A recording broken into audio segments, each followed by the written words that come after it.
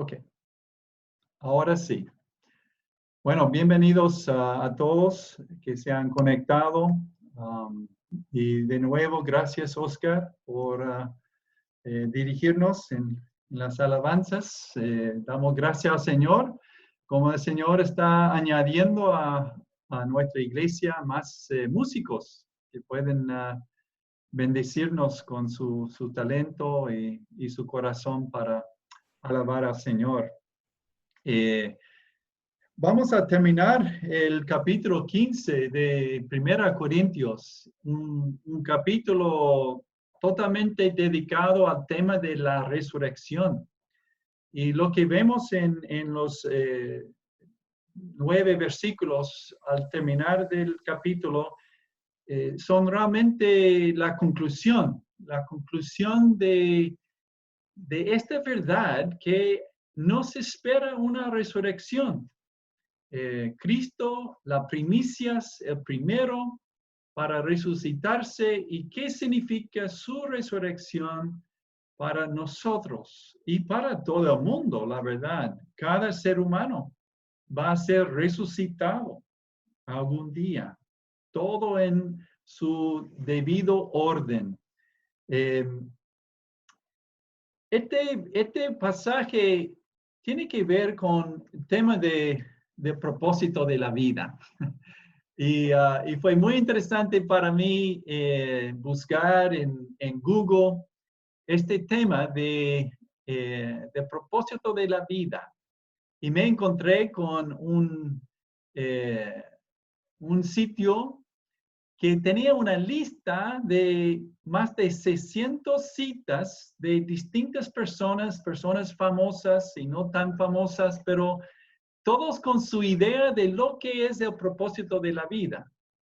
Muchos tienen sus ideas. Pero yo quiero para comenzar ir a lo que es el libro filosófico de la Biblia. Se llama Eclesiastés en el Antiguo Testamento. Es un libro donde el autor del libro, el rey de Israel, Salomón, escribe sobre su propia búsqueda de contestar esta pregunta. ¿Cuál es el propósito o significado de la vida?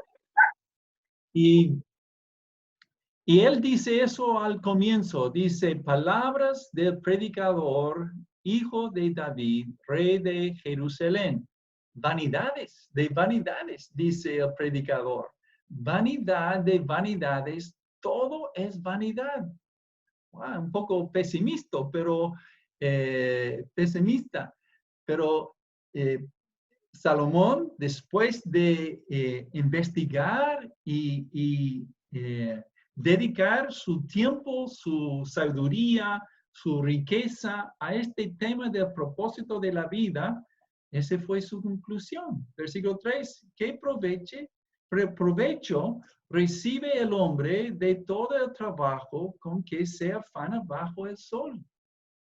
Entonces, ¿qué hago que realmente vale la pena? Es lo que dice. ¿Qué buscó Salomón? Él investigó el tema de la sabiduría y el conocimiento, de aumentar su entendimiento de este mundo, las ciencias, lo que sea. Y hay muchas personas que encuentran su propio propósito de la vida en sus estudios, de seguir estudiando, sacando maestría, doctorado, lo que sea, y en este conocimiento o sabiduría encuentra su propósito. También él buscó el placer. Epicureísmo es la filosofía que dice, la verdad, la vida se trata de comer, beber y pasarlo bien, porque después la muerte, y ¿qué vale la pena de no pasarlo bien si después de esta vida no hay nada más? Esa fue una filosofía prominente en la ciudad de Corinto. Afectó a la iglesia en Corinto. La droga, alcohol, Salomón investigó una manera de estimular su mente, su ser con la droga.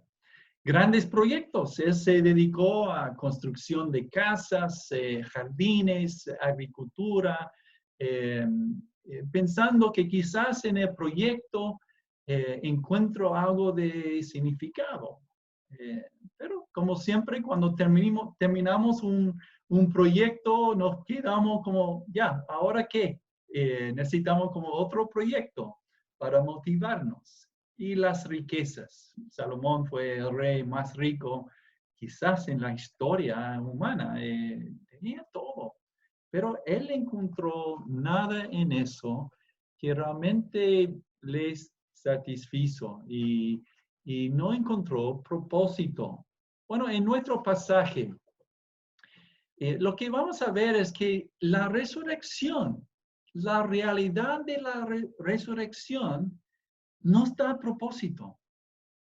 Ahí encontramos propósito en la vida. Y vamos a ver distintos aspectos de este propósito que hay en la resurrección. Primero, una vida con propósito comienza con la convicción de la prioridad del reino de Dios, lo que leemos en Mateo 6 esta mañana. Uno realmente nunca va a entender lo que es el propósito de Dios sin entenderlo a la luz de algo más grande, a la luz del reino de Dios. En nuestro pasaje comienza así. En esto digo, hermanos, que la carne y la sangre no pueden heredar el reino de Dios, ni lo que se corrompe hereda lo incorruptible. ¿Qué dice Pablo? Dice, bueno, esta vida, mientras estamos en esta vida, tenemos carne, tenemos sangre, pero realmente todo está marchando hacia otra realidad. Y no se trata de este cuerpo, de esta vida. Se trata de un reino. Hay un sentido que el reino de Dios está en el corazón de los hombres, la iglesia. Pero hay un reino real, un reino físico, un reino que va a ser sobre todo el universo. Y a este reino marchamos, hacia este reino. La vida termina y después con las distintas resurrecciones, pero al final de todo es el reino de Dios. Y si no entendemos eso, realmente no vamos a captar realmente lo que es el propósito de la vida. Volvemos a Mateo 6. Jesús dice, por tanto, no os preocupéis diciendo qué comeremos o en qué beberemos o con qué nos vestiremos. Es decir, cosas parte de la vida, pero de nada es el enfoque de la vida, de nada debe ser prioridad de la vida. Dice, porque los gentiles buscan ansiosamente todas esas cosas. Así es nuestro mundo. Todo gira alrededor de la economía, de las cosas materiales y la persona está feliz si lo tiene, está infeliz si no tiene y aun cuando tiene no está feliz. Pero dice que vuestro Padre Celestial sabe que necesitáis de todas esas cosas. No es que no vivimos en la realidad, tenemos necesidades y Dios sabe eso. Pero dice, pero buscad primero su reino. Hay algo más importante, hay algo que realmente debe ocupar nuestros pensamientos y nuestra energía más que las cosas físicas, materiales de esta vida. Y dice, y todas esas cosas os serán añadidas. Pero Dios quiere un corazón en nosotros que primero busca su realidad. Y Él nos cuida. Él es nuestro Padre. Ama a sus hijos. Quiere proveer para sus hijos. Pero Él tiene más interés en nuestro corazón. En cuáles cosas nos aferramos de esta vida. Dice, por tanto, no os preocupéis por el día de mañana, porque el día de mañana se cuidará de sí mismo. Bástele a cada día sus propios problemas. Y es verdad. Los problemas de COVID-19 van a seguir día tras día, quizás por meses en adelante. Pero aún en medio de eso hay algo más grande, más importante, y es lo que es el reino de Dios. También en nuestro pasaje vemos que una vida con propósito entiende que el reino de Dios es inminente. ¿Qué quiere decir inminente? Es decir, puede suceder en cualquier momento. Mira, eso es tan importante, hermanos. Según las Escrituras, la Santa Biblia, la venida de Cristo, cuando las cosas van a comenzar a marchar hacia este reino y para nosotros terminar nuestro tiempo en esta tierra, como es inminente. Es decir, puede suceder hoy. ¿Qué dice Pablo? Dice, he aquí, os digo un misterio. Es decir, algo escondido en el pasado. La revelación de Dios es progresiva y ha llegado a un punto en el tiempo de Pablo, el Nuevo Testamento, que Dios comenzó a abrir los ojos y dar entendimiento de este reino de Él y cómo va a suceder cosas en el futuro. Dice, no todos dormiremos, es decir, morimos, pero todos seremos transformados, corruptible a lo incorruptible. ¿Qué dice versículo 52? En un momento, en un abrir y cerrar de ojos, así va a suceder la cosa.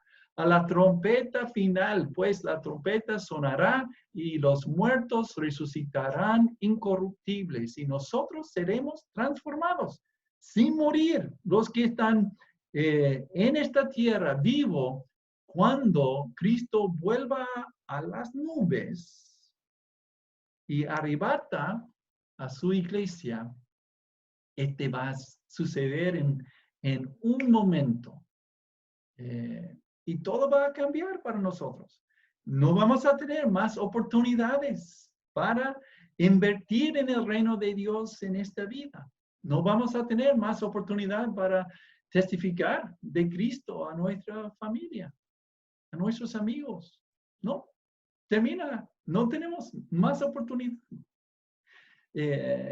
Hace 2 semanas vimos el plan de Dios con las resurrecciones en los eventos futuros y vimos de esta raptura en 1 Tesalonicenses 4, dice, el Señor descenderá del cielo.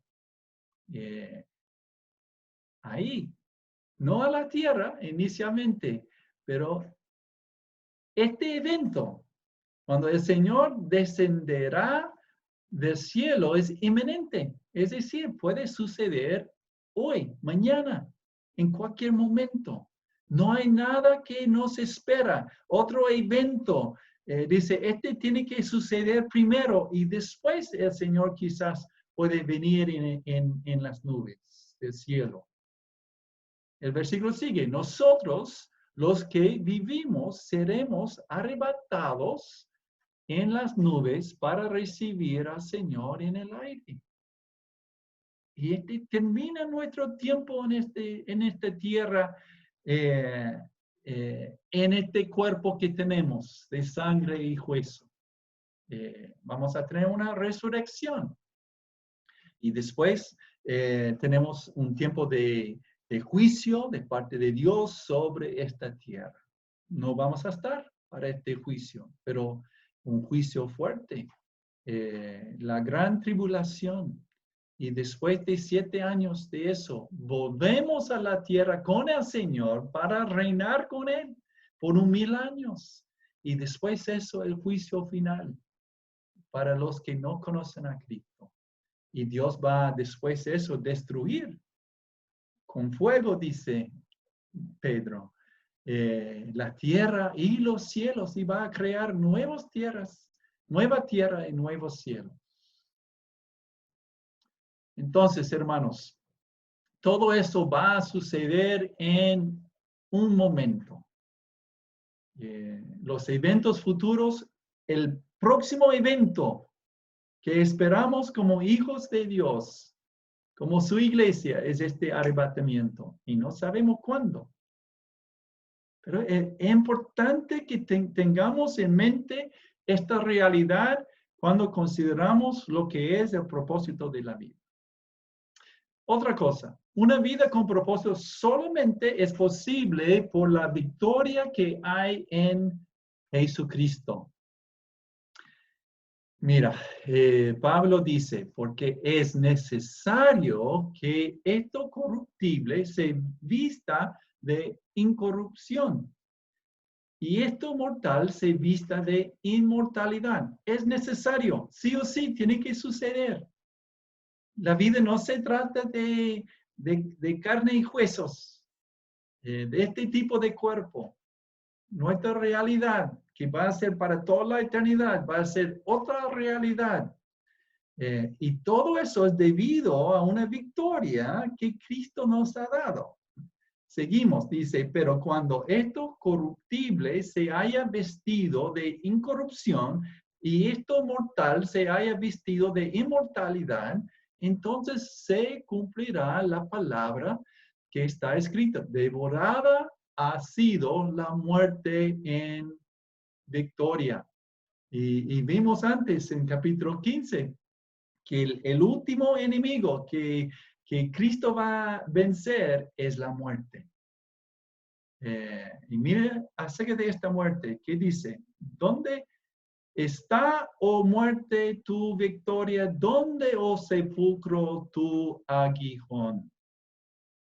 Mira, la muerte tiene un aguijón. Está hablando figurativamente de consecuencia dolorosa. Un aguijón te pica y hay mucho dolor. Me recuerdo una visita que Cole y yo tuvimos con la Mirta y Carlos y pobrecito Lucas estaba jugando afuera y pisó sobre una abeja. Y el aguijón entró allí y él lloró, parece como horas, doloroso. Bueno, la muerte tiene una picadura que es doloroso, pero Cristo tiene una victoria sobre este aguijón. Versículo 56. El aguijón de la muerte es el pecado. ¿Qué dice?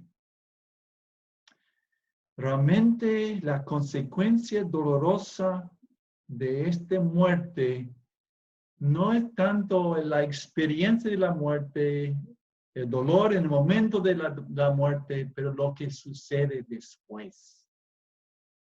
Y por el pecado, la muerte, la paga de la muerte es la muerte, la paga del pecado es la muerte, pero no solamente la muerte física, pero como dice Apocalipsis, habla de la segunda muerte.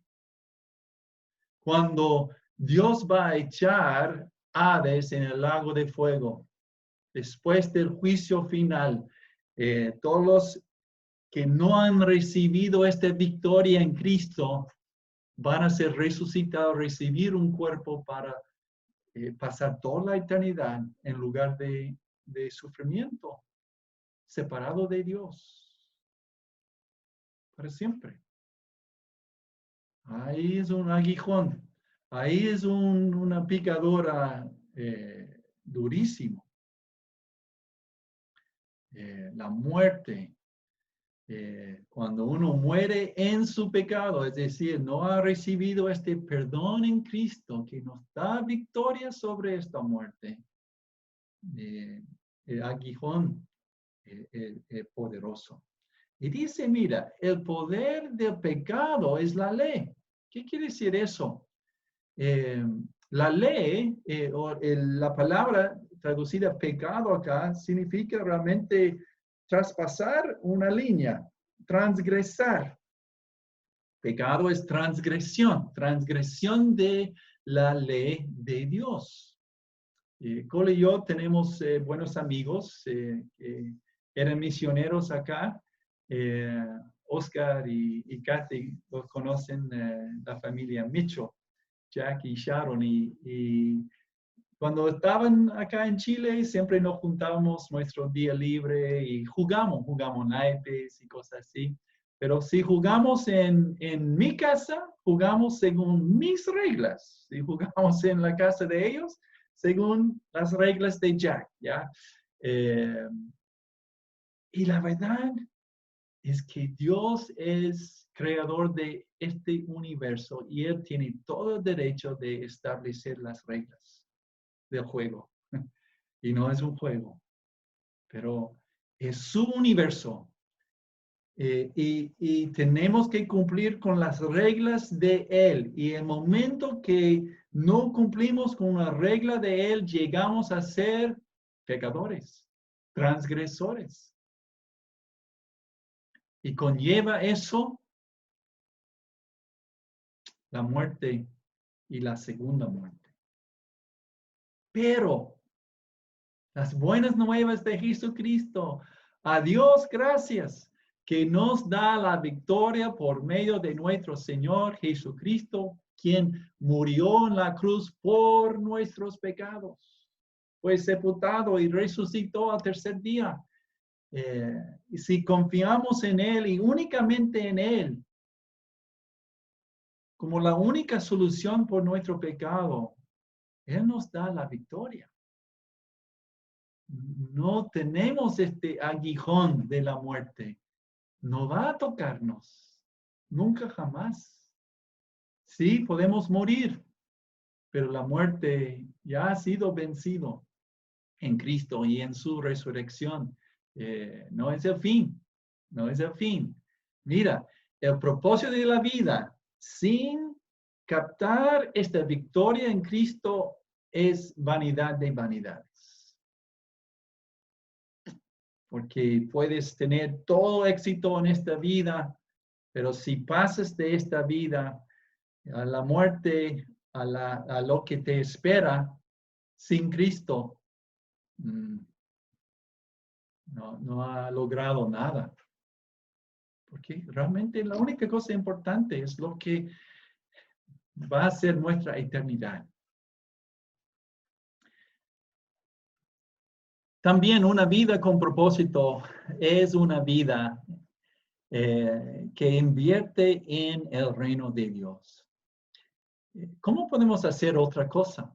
Si realmente entendemos que todo se trata de este reino de Dios y que este reino puede comenzar para nosotros en cualquier momento y que Cristo ha provisto una solución para este mundo por la muerte y su aguijón, ¿qué sentido tiene la vida si no invertimos en esta realidad, en este reino? La conclusión de Pablo es eso. Por tanto, mis amados hermanos, estad firmes, constantes, abundando siempre en la obra del Señor, sabiendo que vuestro trabajo en el Señor no es en vano. Vanidad de vanidades, nunca. Propósito, sentido de la vida, sí. Hay mucho en esos versículos. Queremos verlo. Primero, dice, estad firmes, constantes. Mira, dice eso porque la obra del Señor es difícil. Es difícil invertir en algo que realmente muchas veces vemos poco fruto. Pero el Señor maneja todo eso, de fruto, de los resultados. Pero la obra del Señor es difícil. Y vamos a tener la tentación de tirar la toalla. Por eso Pablo dice, estad firmes, constantes. No va a ser fácil este camino de servir al Señor, de dedicarte a su obra. Me recuerdo bien cuando recién cambiamos de casa y cambiamos enfoque de nuestro ministerio acá en Chile a plantar, comenzar una iglesia acá en el sector de Las Vizcachas, el Cajón de Maipo. Y invitamos 4 parejas de la iglesia que comenzamos en Peñalolén, la Iglesia Bautista de Gracia y Fe. 4 parejas, muy amigos de nosotros. Y invitamos a nuestra casa para almorzar con nosotros. Y yo hice una pequeña devoción después con este versículo. Y me recuerdo la reacción de nuestros amigos. ¿Cómo supiste, James, que ese realmente es lo que necesitábamos? ¿Por qué dijeron eso? Bueno, cuando Cole y yo servimos en esta iglesia unos 10 años, fue difícil. Hicimos todo, hicimos todo. Nuestros amigos, animamos a ellos tantas veces. ¿Puede ayudarnos con eso? ¿Ayudarnos con eso? No puedo. Y al final, Dios tuvo que sacarnos de ahí para animar a ellos, dedicarse a la obra del Señor. No tenía opción. James y Colin no estaban. Y estaban encontrando la cosa difícil. James, es difícil dirigir ministerio, es difícil hacer esas cosas. Yo sé. Y para mí fue interesante de ver cómo el ciclo entero, nosotros obrando, trabajando y ellos tomando el cargo de la cosa y ahora experimentando lo que experimentamos nosotros. La obra es así, siempre es. En parte porque pocos se involucran, pocos realmente se dedican a la obra del Señor. También dice abundando. Esta palabra significa sobresalir, es decir, con toda tu fuerza. Haga tu mejor. Es para el Señor. Es para su reino. Los varones están estudiando en los días martes el tema de diligencia, el tema de liderazgo y cómo requiere de nosotros una diligencia. Y hemos mirado a este versículo en Romanos 12, después de hablar de los dones espirituales, donde tenemos la oportunidad de servir uno a otro. Dice, no seáis perezosos en lo que requiere diligencia, fervientes en espíritu, sirviendo al Señor. Es para Él. Requiere una abundancia de energía, de enfoque, de tiempo, sobresaliendo en este área de nuestra vida. Porque la vida se trata de algo más de nuestro trabajo, de nuestra familia, de ganar plata y gastarla. Trabajo, él ocupa una palabra interesante. La palabra en el griego significa un trabajo arduo que te deja agotado. No puedo más. Esa es la naturaleza de la obra del Señor.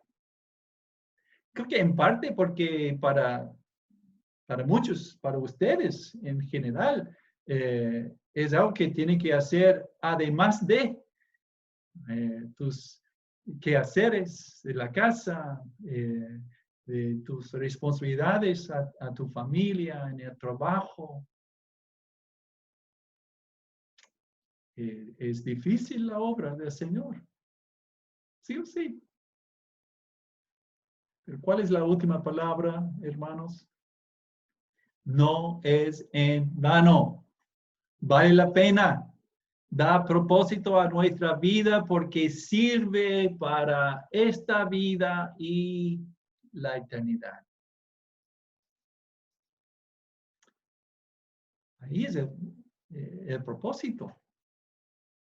El propósito de la vida es ocupar la vida, usar el tiempo, los talentos, los dones espirituales, la energía, buscando primero el reino de Dios, amando a Dios con todo nuestro corazón, con todo nuestro alma, con toda nuestra mente, toda nuestra fuerza.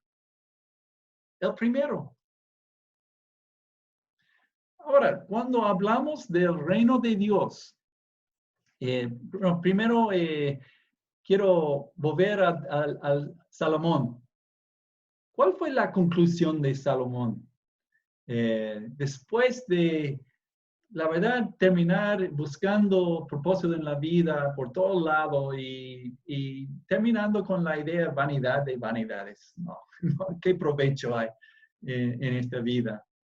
¿Cuál fue la conclusión de Salomón? Interesante lo que dice. Dice, la conclusión, cuando todo se ha oído, es esta. Es decir, después de esta búsqueda y a fin de todo, y de esas 600 personas que tenían su idea de cuál es el propósito de la vida, ¿cuál realmente es? ¿Cuál realmente determina el propósito de la vida? Dice eso, teme a Dios y guarda sus mandamientos. Él es su universo. Él tiene todo el derecho de establecer las reglas. Porque esto concierne a toda persona. No hay nadie en este universo que no debe hacer eso.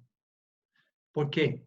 Porque Dios traerá toda obra a juicio porque hay una resurrección.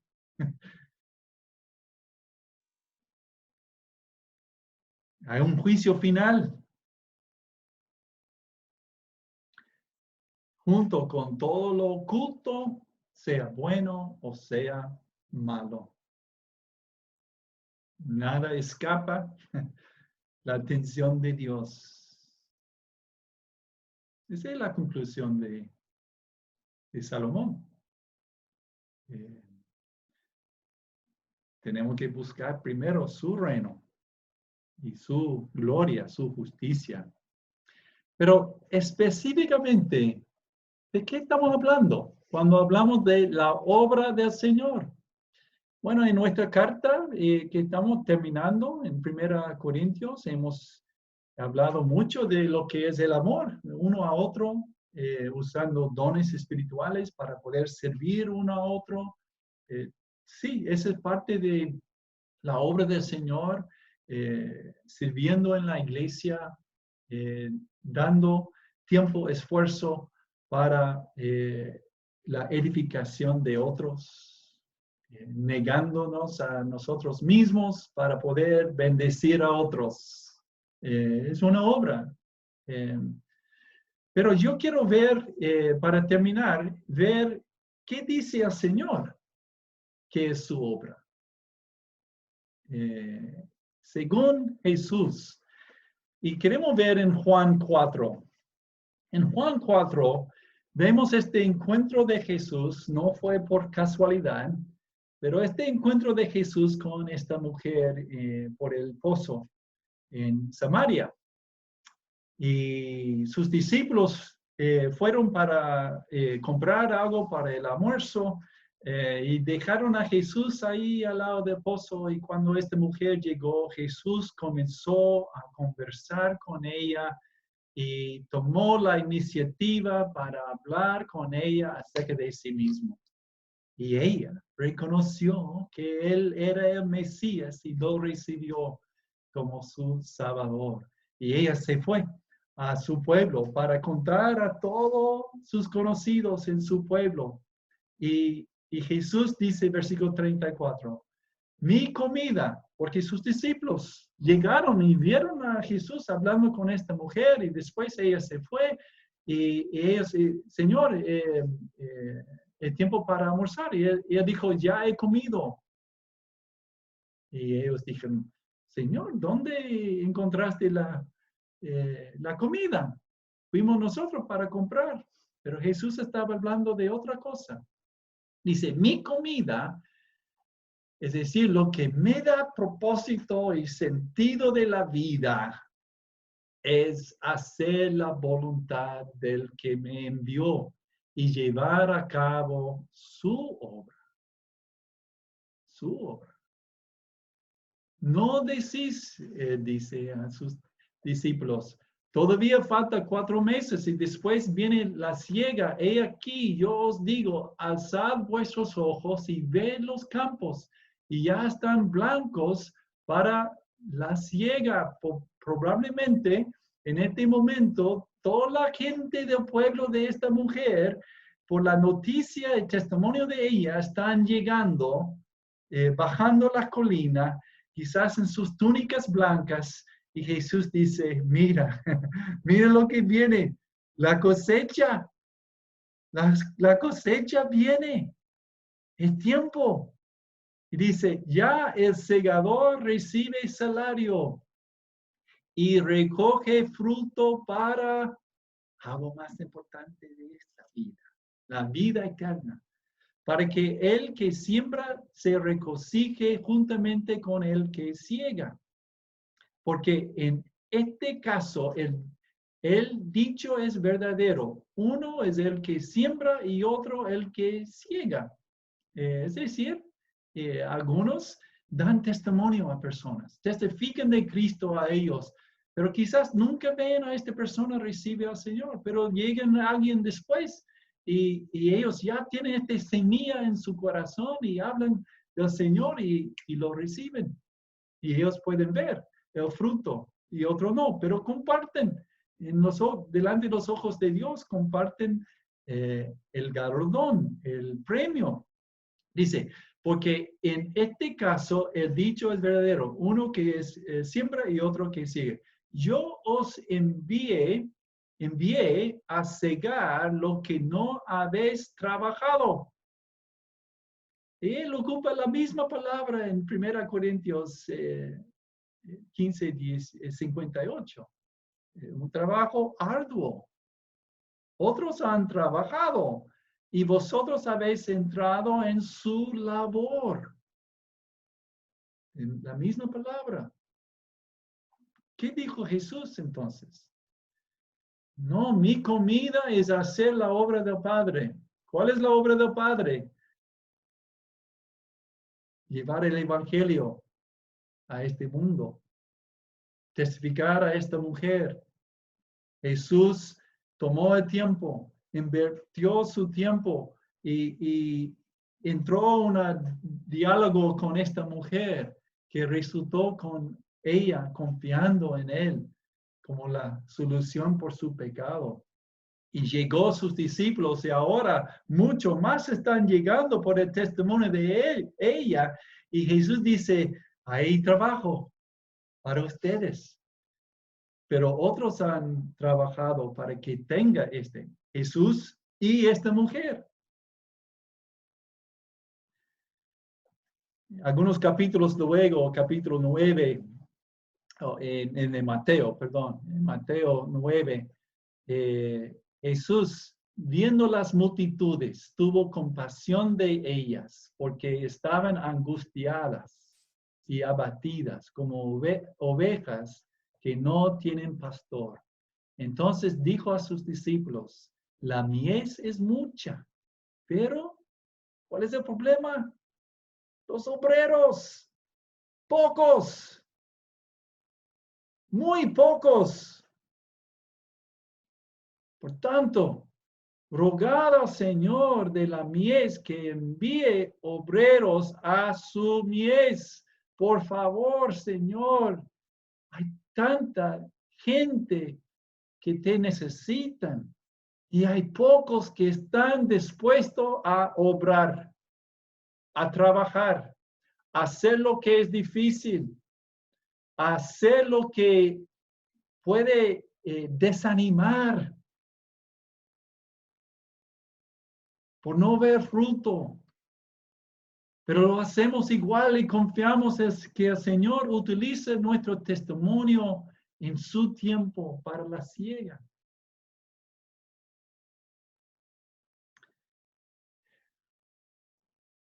Debido a esta resurrección, tenemos un gran propósito en esta vida, que se llama la obra de Dios, que es estar dispuesto a hacer el trabajo que está involucrado con ser su testigo a este mundo. Arriesgar la vergüenza, arriesgar el rechazo,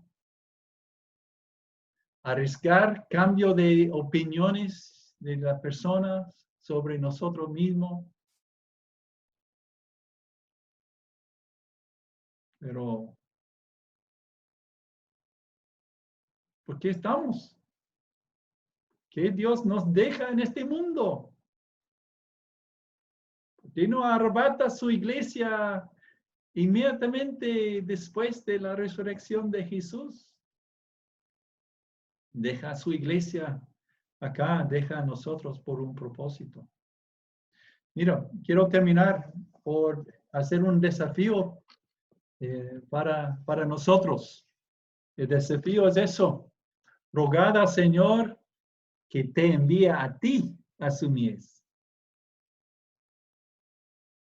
Con toda honestidad, delante de Dios, dice Dios, perdóname por no preocuparme por su obra.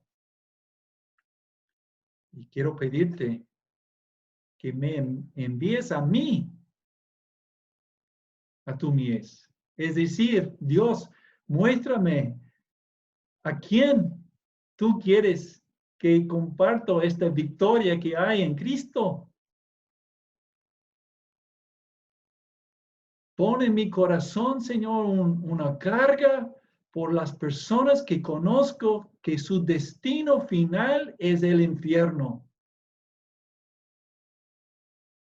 Y Señor, no sé por cuánto tiempo más tengo para testificar a ellos, pero te necesito, desesperadamente te necesito para ayudarme con eso y Él sí quiere darte todo lo que necesitas para ser sus testigos.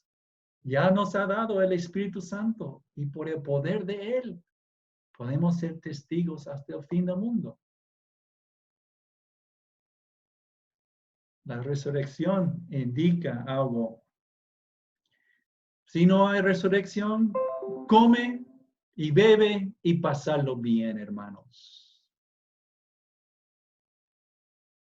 Se trata de ti. Se trata de tu placer. Se trata de tu bienestar. Pero no es así, ¿cierto? No es así. Se trata de algo mucho más grande que nosotros y algo que no es un juego.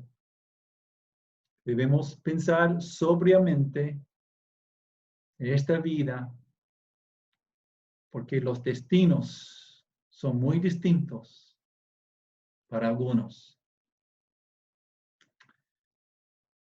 Señor Jesucristo, tú eres el Señor de la mies, de la cosecha.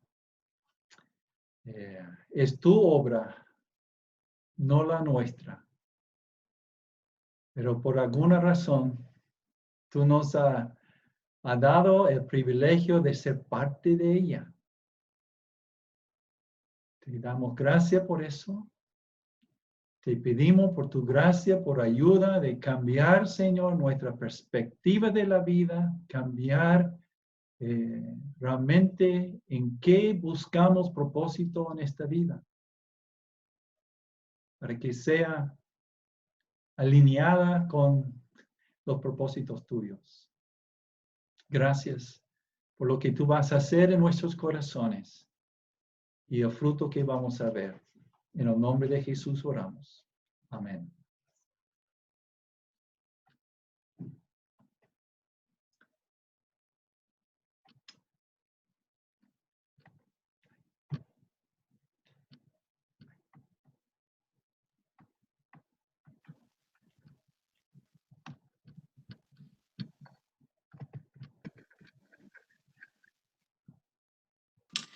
Queremos a Cristo proclamar.